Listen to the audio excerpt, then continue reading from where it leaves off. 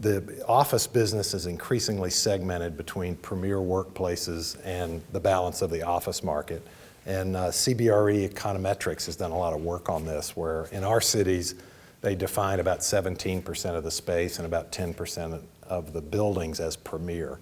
And those buildings just have extremely different operating performance. Their net absorption is positive, whereas the net absorption for all the other buildings is very negative.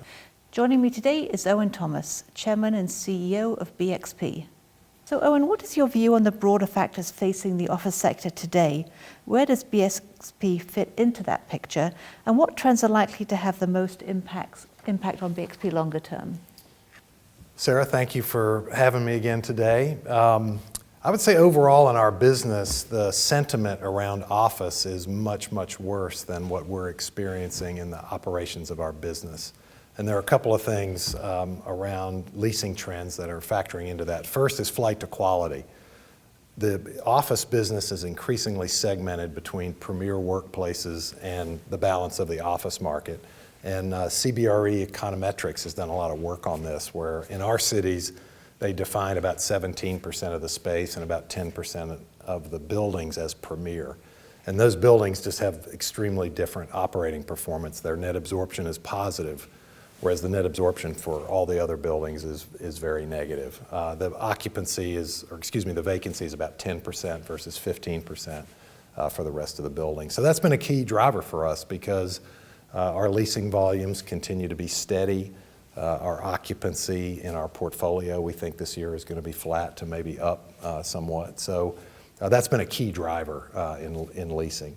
The second thing I would say related to that is increasingly in our markets, the clients are much more focused on what is the capital structure of the building, who is the landlord, who is going to service me, as a client, as a tenant in the building for the long term.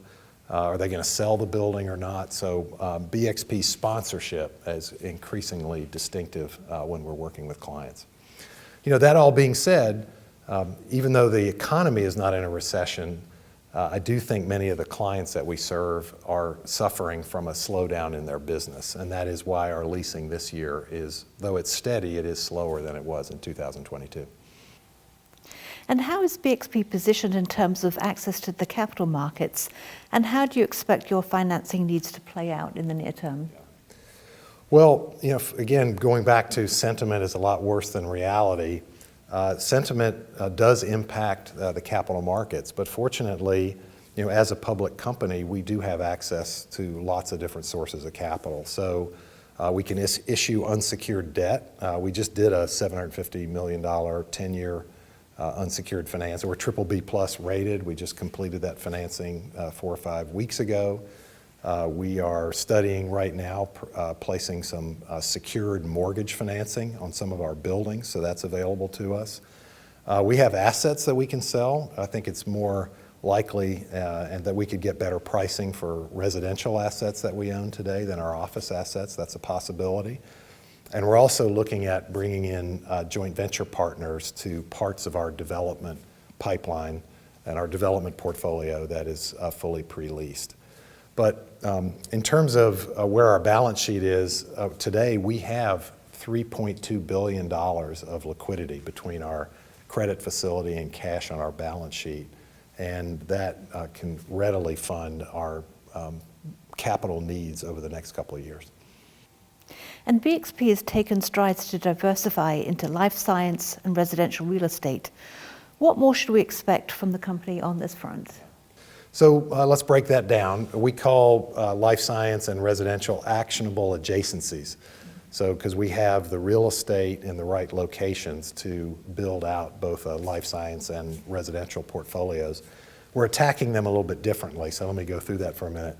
So life science for us was about 4 or 5% of our NOI 3 or 4 years ago. Today it's about 8%, and we just launched a couple of large fully pre-leased lab developments in East Cambridge, and when those are delivered, it will be up to about 13% life science. So we are growing the contribution of life science revenue and NOI from our company but we're doing it by developing buildings and converting buildings that we currently own. So we're basically maximizing the value of real estate that we already own. We're not out buying a lot of new sites and buildings.